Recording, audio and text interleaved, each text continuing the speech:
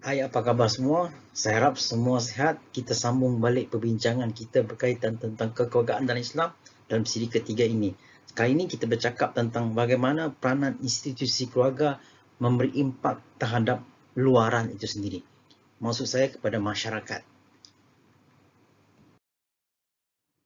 Okey, kalau kita bercakap tentang bagaimana impak keluarga yang baik, kerana kita sudah bercakap secara ideal bagaimana sebuah keluarga yang baik yang ditata melalui perkahwinan itu sendiri, perkahwinan yang baik, calon pengantin yang baik, calon apa yang dikatakan suami ataupun isteri yang baik, maka akan melahirkan zurat-zurat yang baik. Kerana apa? Terdapat tata disiplin dalam kehidupan berumah tangga itu sendiri. Nah, kalau kita bercakap tentang peranan keluarga yang saya katakan sebagai sebuah keluarga yang baik, maka impak yang bagus dalam masyarakat lain, dia akan mewarnai. Kerana apa? Dia akan mewarnai masyarakat yang ada di sekelilingnya.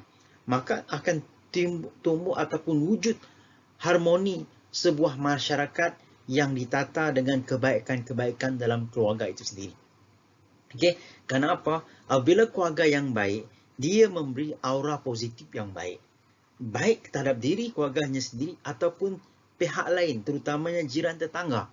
Contohnya bertegur sapa, memberi makanan, berbagi makanan dan sebagainya. Maka akan wujud keharmonian, kegembiraan dalam sebuah masyarakat yang tertata dengan keluarga yang harmoni yang baik itu sendiri. Kemudian yang kedua, dengan keluarga yang baik itu juga berperanan untuk menghindari segala gejala-gejala negatif yang ada di luar sana. Contohnya, masyarakat itu sudah tertata dengan yang baik. Kalau ada pun unsur-unsur luar yang datang masuk, contohnya pengaruh dadah dan sebagainya, unsur itu tidak akan muncul dalam masyarakat yang sudah tertata dengan hal-hal yang baik, yang memberi kepada kebaikan di antara satu sama lain. Dan secara automatik, bila mana ada aura negatif ataupun hal-hal yang membawa kepada perkara-perkara yang tidak baik, yang bejat terutamanya, maka hal tersebut akan disingkirkan dalam komuniti ataupun masyarakat yang saya sebutkan tadi. Okey, yang ketiga, bila mana tatanan masyarakat yang sudah baik, kondisi yang baik, maka tingkat ekonomi masyarakat pun bertambah. Tingkat ekonomi masyarakat bertambah. Kenapa?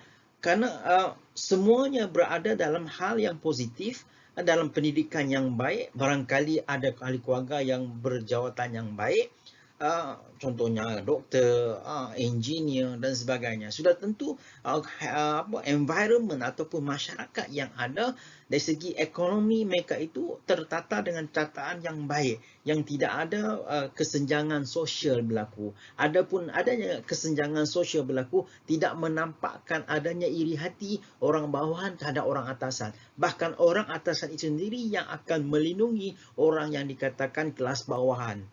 Dan orang bawahan akan terasa nyaman, kondisif ketika mana bergaul di antara masyarakat kaya atau dengan masyarakat yang tidak berkemampuan. Maka secara automatik, bila mana ada yang dikatakan tatanan keluarga yang baik ini, masyarakat sekeliling itu secara automatik ekonominya terjamin. Contohnya kalau kita bercakap tentang zakat, okey, dengan impak sedekah zakat yang dikeluarkan oleh masyarakat kaya itu sendiri dapat sedikit sebanyak membantu mengurangkan bebanan masyarakat yang kurang baik dari segi financialnya. Itu yang kita katakan sebagai hubungan mesra walaupun terjadinya stratifikasi sosial ataupun lapisan sosial yang begitu ketara. Kenapa? Kerana saya yakin kalau sekiranya tatanan keluarga yang baik ini akan menyebabkan masyarakat tidak akan rasa iri hati, geram dan sebagainya. Kenapa? Saling jamin-menjamin di antara satu sama lain. Okey. Kemudian yang keempat, bila peranan keluarga yang baik yang tumbuh dengan sedemikian, maka hubungan di antara masyarakat dengan masyarakat yang ada di sekelilingnya menjadi rapat.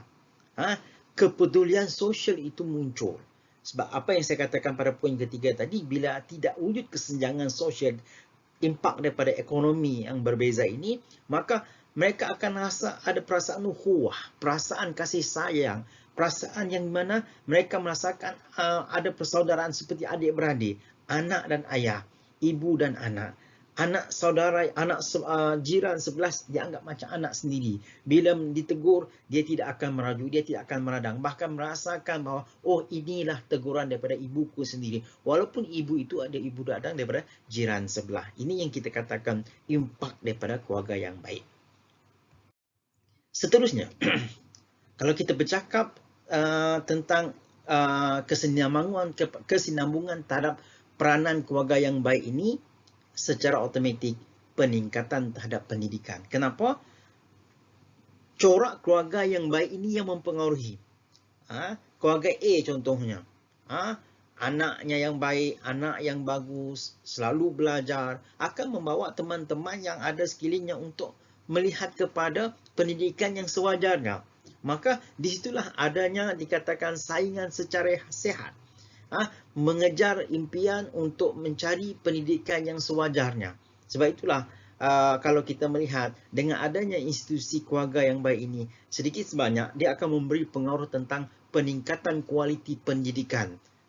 Kalau sekarang ini kita melihat kerajaan mengusahakan supaya apa, satu keluarga, satu yang dikatakan mempunyai ijazah holder, pemegang ijazah paling tidak pun. Tetapi saya rasa kalau sekiranya setiap orang berperanan, saya yakin kalau anak dia 5, kelima-lima dia berijazah paling tidak pun ijazah sarjana budak, tapi paling bagus dia sampai ke peringkat PhD. Sebab itulah impak keluarga yang baik ini sebenarnya memberi dorongan terhadap peningkatan kualiti pendidikan, baik yang dikatakan pendidikan secara yang saintifik, teknologi dan sebagainya. Itu tidak kisah. Yang penting terdapatnya peningkatan kualiti pendidikan di sebuah masyarakat sendiri. Kemudian yang keenam, iaitu kaum wanita itu dihargai. Coba kita bandingkan dengan masyarakat yang ada di barat sebahagiannya. Okay? Kita melihat wanita itu seolah-olah direposisikan menjadi hal-hal yang bersifat negatif. Yang perempuan yang tidak ada maruah seperti pelacur, perempuan yang dianggap tidak berketemadunan, sanggup menedahkan aurat dan sebagainya. Maka dalam hal demikian, dalam pendidikan keluarga Islam itu menekankan supaya perempuan itu dijaga dengan cara yang baik. Tidak ada reposisi terhadap perempuan itu dalam posisi yang tidak menyenangkan perempuan itu. Dan ketika mana mereka keluar dalam masyarakat, dalam kelompok masyarakat, mereka rasa selamat, security itu tinggi. Kenapa? Mereka merasakan bahawa kelompok masyarakat yang ada di sekeliling mereka itu berada dalam yang dikatakan dalam comfort zone, yang mana tidak akan rasa ada kejahatan yang akan berlaku. Nah, di sinilah kita akan katakan bahawa apabila impak keluarga yang baik ini akan mendatangkan satu struktur penataan masyarakat yang dikatakan perempuan akan dihargai, tidak diperlecehkan, tidak dianaktirikan, tetap merasakan hak dan tanggungjawab di antara keluarga ataupun kepada jiran tetangga dan juga sekaligus kepada masyarakat sekelilingnya. Okey. Seterusnya, yang saya sebutkan sebagai yang ketujuh, iaitu kita bercakap tentang peranan ini sendiri, iaitu dengan keluarga yang baik ini akan memberi impak terhadap pengurangan jenayah. Ya, memang betul bila idealnya keluarga yang baik ini, nukleus kebaikan itu akan terpencar dalam sebuah masyarakat. Maka kalau kita bercakap dalam masyarakat satu taman contohnya, semuanya mengarah kepada positif, maka kita akan mengurangkan yang namanya jenayah. Jenayah dalaman itu sendiri. Tidak adanya pencurian, saling menjaga keselamatan di antara satu sama lain, jiran, tetangga dan sebagainya. Dan bila ada merasakan demikian, maka jenayah itu tidak akan muncul.